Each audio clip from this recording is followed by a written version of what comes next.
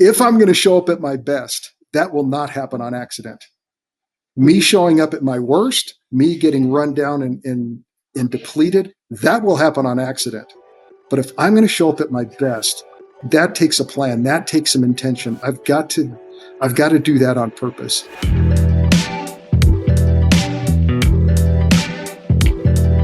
Well, hey everyone, welcome to the Intentional Churches podcast. My name is Erin Johnston, and I'm here with two of my dear friends. We've got Doug Parks from Intentional Churches. Hey, Doug. Hey, and we've Erin. got Mitch Harrison, who's going to introduce himself here in just a second. But before Mitch intros himself, it feels important to say this. This is the last episode in season 3 of the Intentional Churches podcast. And in this season, we have been asking and looking at questions that church leaders are facing. If you've been in church leadership for any length of time, you know that it is challenging and that questions abound. And so I would just encourage you, if you have not listened to the previous episodes in this season, to go back and to listen. I guarantee if you've spent any amount of time being a church leader, that many of the questions we've tried to kind of talk through and wrap our arms around will be applicable to you. But today we're going to kind of round into home with my good friend Mitch. So Mitch, why don't you just tell our listeners who you are, what you're up to, help us into that. Yeah, thanks. It's great to be with you guys, even though we're all over the place. My name's Mitch Harrison, and for the last 23 years, I have served at Canyon Ridge Christian Church in Las Vegas. I've got to do all kinds of different roles there, the last of which was following in Doug's footsteps and being the executive pastor there when he left to start Intentional Churches. And in the last couple of years, my role has been shifting a bit as I've been doing some new work with my company called Refill Coaching, helping leaders, church leaders, marketplace leaders to really wrestle out this issue of burnout and more specifically, how to show up at your very best. And so I've been doing a lot of speaking and things like that around the country, talking with marketplace leaders, church leaders, to helping them with that issue. So good. I think the question that we're going to get our arms around today is just this idea that in ministry, we know that the work absolutely never, ever, ever ends. It is not like some places that you can work where you finish and you leave the office that day, or you leave wherever you leave and the work stays there. That is just not how ministry goes. And so how in just the demands of ministry do we find personal replenishment so we can be in ministry for the long haul? What does that mean? What does that look like? And Mitch, I would love if we could start by maybe you just sharing, as much as you're willing to, just a little bit of your personal journey with this and how replenishment became such an important thing for you to focus on and to help other people into. Yeah, sure. I found my way into burnout the hard way. I never saw it coming. I just put my head down and kept going. Much like the take on executive pastor roles, I was one of those guys that, just felt like you're supposed to be responsible for everything. You're supposed to keep an eye on everything that's going on in the church. And so that's what I tried to do. The problem with that is it never lets you rest. And so I found myself really crashing into a season of burnout that, again, was really surprising to me. If you'd asked me, I would have told you, Doug knows this, I would have told you I was the least likely person I thought would ever burn out. I played sports in high school, played football, in college. I knew what it was to push myself. But man, I just never saw it coming. And what I began to see happening was just kind of a slow unraveling where my capacity to be able to handle the things that I was asked to handle, I thought was my job, it's just diminishing as the fatigue started to set in. So I ended up going to a week's long counseling, kind of intensive to unravel some of that stuff. And eventually took 5 weeks completely off of work. And I want to tell you, all total, it was about 6 months between finding myself sitting in my office one day, thinking I could not keep going anymore, until I started to feel like a normal human being again. It was about a 6-month period of time that included that 5 weeks off of work and a week's long intensive counseling. It was no joke. It was nothing to mess with. And I'm just grateful to God for the way that he showed up and rescued me from that. Wow. We're going to get into just a minute what you have found on the other side of that and how you're helping leaders into this conversation. I appreciate your transparency, Mitch. Doug, how are you seeing this issue as you travel the country, and you're shaking your head? So I'm assuming you're seeing this issue, but I would love for you to speak to that for maybe just a minute. Yeah. Mitch is not alone. I myself have struggled with it at times, and everywhere I go, the burnout is real. And I think some of the reason, I don't know about when you get marketplace, but with church leaders, we can all kind of guess or give our opinions about what we think it is. But I think one of the bigger things, especially for senior leaders, is isolation. For whatever reason, somehow leading a church has become, you have to be isolated, insulated, and some psychologists probably can tell us why that is, that happens. But just this week, a very close friend is going to be on the bench for a little while because he's got to go figure out this thing. So nationally, I don't know that I would go as far as like when the Surgeon General came out as COVID was going and said loneliness is an epidemic. But in the pastorate, I think this topic, there are a lot of people trying to solve it a lot of different ways right now because it's a very, very real thing and it's very personal. Yeah. Mitch, maybe just help us into this. How are you thinking about this idea of replenishment? What does that word even mean to you? First of all, maybe we should start there. And then how are you thinking about engaging people in this conversation around replenishment? Yeah, for sure. I think, to Doug's point, we have heard people saying a lot these days about work-life balance and trying to find the work-life balance, this elusive thing that we've thrown this label at. And here's what I really have deeply come to believe, that work-life balance might not be the best target to shoot at because of this. Your stress does not stop just because you leave work. In fact, for many people, just driving away from the office, that's where the stress actually begins. The real stress of life. You've got little kids to raise. You've got, mortgages to pay. You've got challenges of aging parents. You've got all kinds of things that add stress to your life, not just the stress of your work. And so I think the better thing to manage is the equation of stress and replenishment to make the amounts of stress that we have and the kind of replenishment that we have match. Meaning that we need a particular kind of stress. We need to be pushing a rock up a hill. We need to be doing meaningful, purposeful work with our life. And in church, we've got that in spades. In fact, it may be one of the things that pushes us over the edge because God has called us to this work and it's that meaningful to us and it matters to us. We need to live meaningful lives, but we also need the replenishment that matches the kind of stress we're experiencing. Like when somebody steps from a staff level role into like an executive pastor role or a senior leader level kind of role, your stress changes when you step into that level of work. Your decisions matter in a different way than the decisions you've been making all along. You need a particular kind of replenishment to match and to meet that kind of stress. I think we ought to be balancing stress and replenishment and finding those life-giving, replenishing things that actually match and in many ways diffuse the stress that we're experiencing in work and in life. Yeah, that's so good. And there's really two parts to this conversation. There's the part of speaking to leaders themselves for their own personal application of replenishment. And then if we have time, I want to turn the corner into how do our staffs become places of replenishment where organizationally replenishment is a value so that we see less and less burnout because we're perpetuating a culture that supports the right blend of stress and replenishment.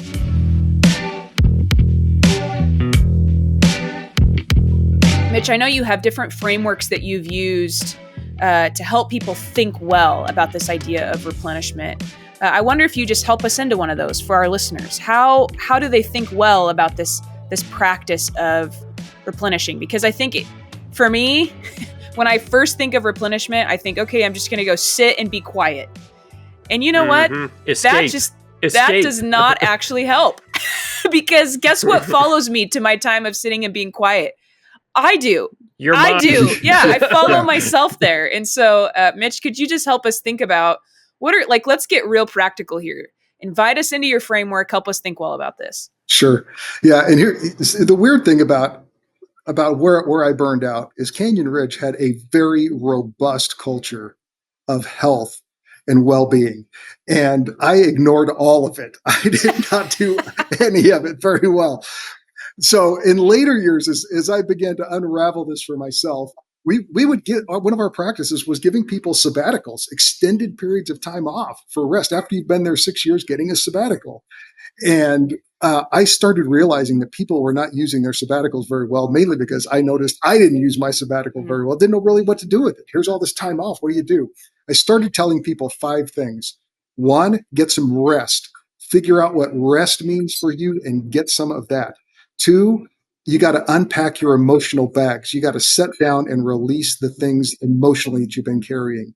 3, you got to revisit your calling and your sense of purpose. You've got to receive some inspiration from God around your calling and get reconnected with your calling. Then you got to go have some fun. Go do some recreational stuff that is about as much fun as you've ever had, and then get with people that you dearly love and re-engage those relationships. Well, I would tell those people those 5 things to do on their sabbatical. And then I started realizing those aren't just what we need every 6 years or however much you do a sabbatical. You need those things all the time. You need regular habits and rhythms of rest from your work, of release from your emotional baggage, of receiving inspiration from God around your calling, of recreation, places where you go to have the kind of fun that takes you to a place of being able to be fully present, and then getting with people that you dearly love and connecting with them relationally. This is a framework that I use, that I teach all over the place, about how you begin to put a plan together to fully replenish and counteract that stress that we all experience at one time or another. And I will just tell you, I want to say nothing good happens without a plan. I mean, we if you're an executive pastor role, that's what you feel like. But here's what I do know. If I'm going to show up at my best, that will not happen on accident. Me showing up at my worst, me getting run down and depleted, that will happen on accident. But if I'm going to show up at my best, that takes a plan. That takes some intention. I've got to do that on purpose.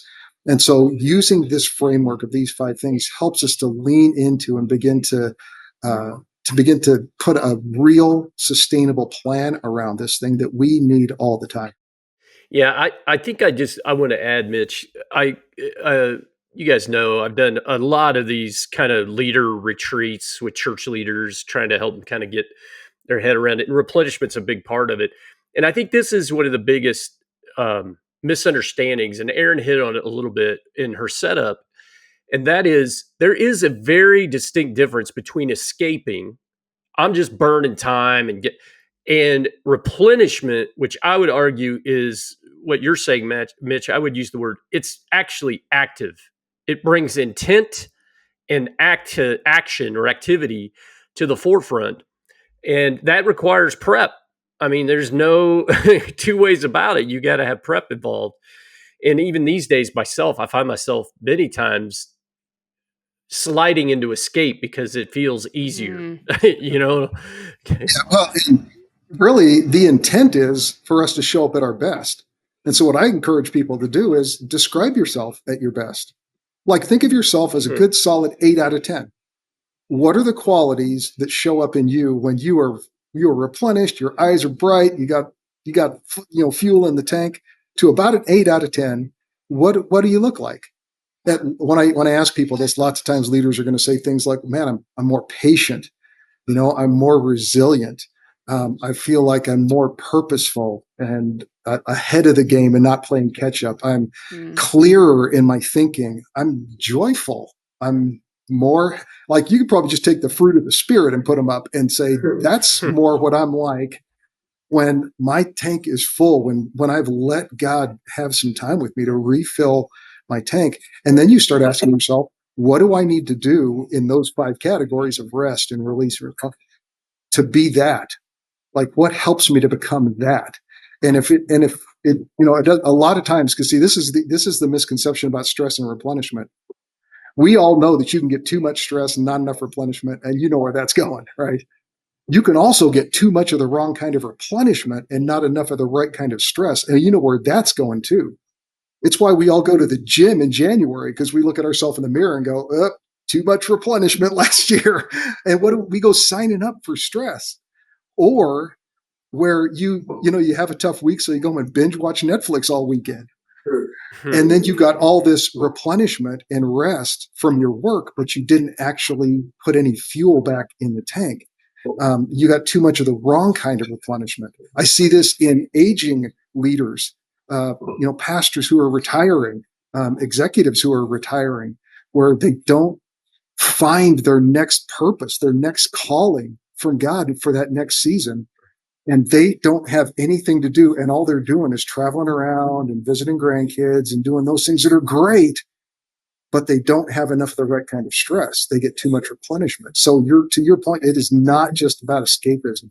And it is about finding the things that help me to show up at my very best in the way that God made me and the way that God's called me.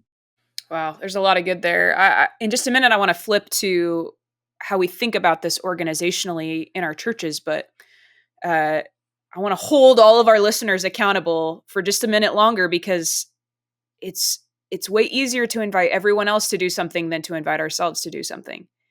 And just like everything we have been saying across many episodes of this podcast with various different topics we have talked about, the leader must go first.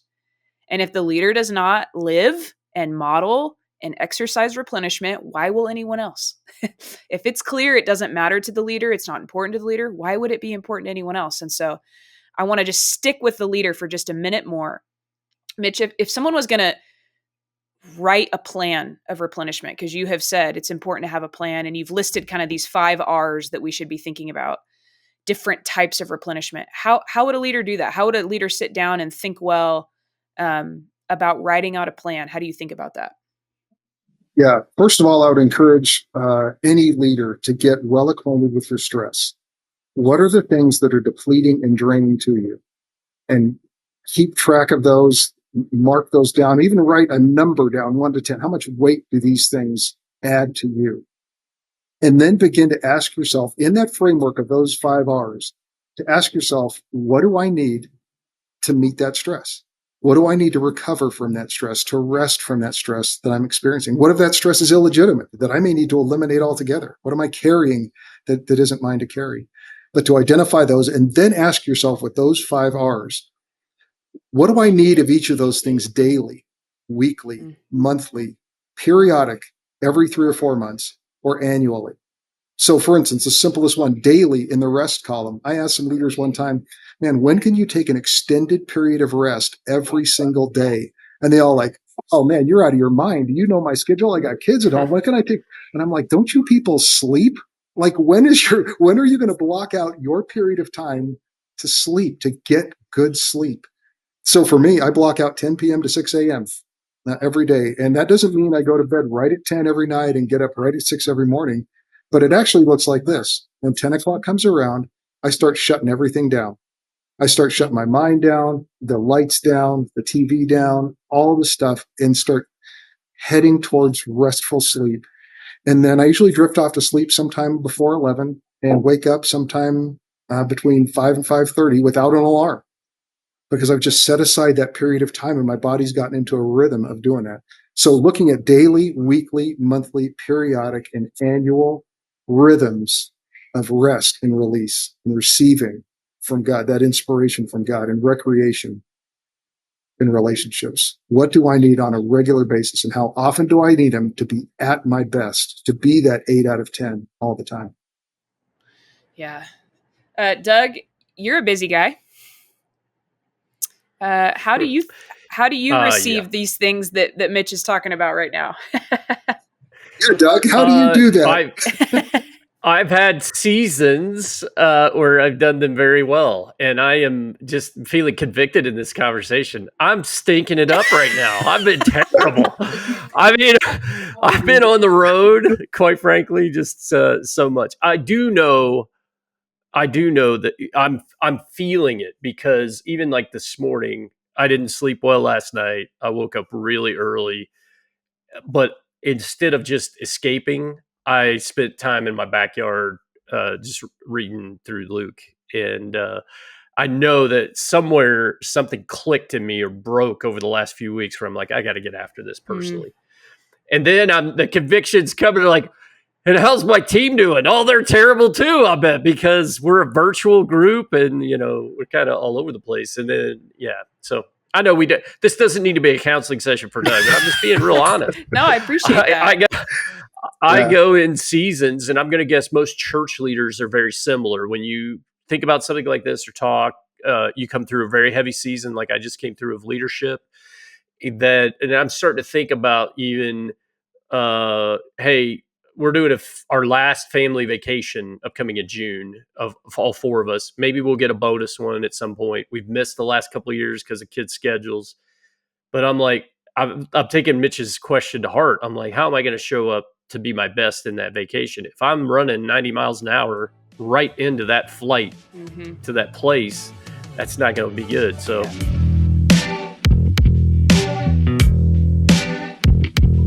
Hey, you know what, Doug? Let me just heap a little more conviction on you about this. But honestly, this is my heart of care for the leaders, especially of the church. I've done this exercise with some different church staffs around, and I do this. Tell me what you look like when you're an 8. Tell me what you look like when you're depleted to about a 3 out of 10. Now we list all the characteristics, and then I ask everybody, what's your real number? Like on a scale of 1 to 10, based on these characteristics of joy and happy and patient and all those things, and based on these depleted characteristics of irritable and anxious and all those other things, what's your real number? In every single church staff I've done this with, the average of the numbers on the church staff was a 5. And here's the difficulty with that, and it's convicting, but we got to own this. We get up every Sunday and sell everybody else an 8. We tell them that if you follow Jesus, you can have a life of love and joy and peace and patience and kindness and goodness and faithfulness, all those things. And we're living a 5. We are selling Kool-Aid we're not even drinking in some ways. You take it a step further, then I think you actually a lot of church staff fall into the trap of blaming the organization. It's the church's fault or the church's leadership's fault. And if you're a church leader and listening and you're in that position, you got to understand that some of your younger staff that are down and in your organization, even if you have a 3 or 4 and you've got a part-time youth pastor at a small church, if this is going on, they're blaming the church as if the organization has responsibility. Yeah, sure. Yeah. And the mantle is on me. Yeah, as the senior leader, And I say it in my workshop, though, Doug. I think every one of us is 100% responsible for our personal replenishment. Like each one of us is a vessel that carries the Holy Spirit of God. Each one of us has been given the privilege of making choices about our life and how we'll conduct our life. And each one of us, when we receive the call of God, received with that calling the commitment that we're going to show up at our best and showing others how to do that as well, learning how to depend on Jesus and have those regular rhythms to depend on him. So we are all responsible for our own replenishment. I agree. Erin, I have a question for you. Like if I had to talk about generationally, the boomers were a generation that sacrificed. We're going to sacrifice everything. Self is last. And it feels like maybe the pendulum swung all the way back the other way, where this idea of replenishment, if you're in the younger generation, is priority number 1. And there's a lot of tension between generations. So I'm just wondering how you, as a younger church leader, are navigating this dilemma that it feels like we're in right now, where generationally it's switching from a generation that sacrificed everything, marriages, for whatever, to, everybody wants downtime and replenishment. So how would you? I would say I'm living right in the middle of that, because in 15 years, I think if we were recording this podcast episode, the conversation is going to be on the other side of this. Maybe not 15, maybe more like 25 years, where Gen Z is basically saying, we are not going to do that. We are not going to do what we saw our parents and grandparents do. We are not going to explode our lives over our work. We are unwilling to do that. And as a kind of middle of the road millennial, what was modeled to me was hard work. My parents worked really hard, and single mom, the whole thing. And I watched them work, not in ministry, just in work.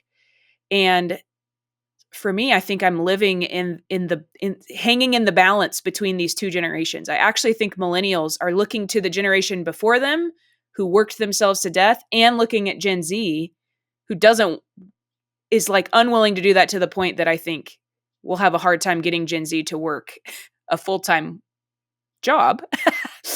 I think the millennials find themselves somewhere in between that, and so even as a executive leader, I'm finding my way into this conversation all the time of what does replenishment actually mean to me? Because burnout is like absolutely non-negotiable, not an option for me. And I know everyone says that, but I think I am of a different generation that's saying that. Like, yeah, I actually don't want that to be what marks my life. So I think that's a good question, Doug. I want to ask one more question to you, Mitch, and we don't have time. This could probably be a whole separate episode. But if for our listeners, obviously there is personal work to be done, to look at your stress, to maybe put yourself on the scale of 1 to 10 in terms of how replenished are you, to think about the different types of replenishment you've talked about. Mitch, what are a couple things that you would encourage a church leader to put in place for their organization, for their staff team, for the people where they have influence to make replenishment more of a conversation and more of a high value? What are just a couple simple things our listeners could put in place to increase the value of replenishment?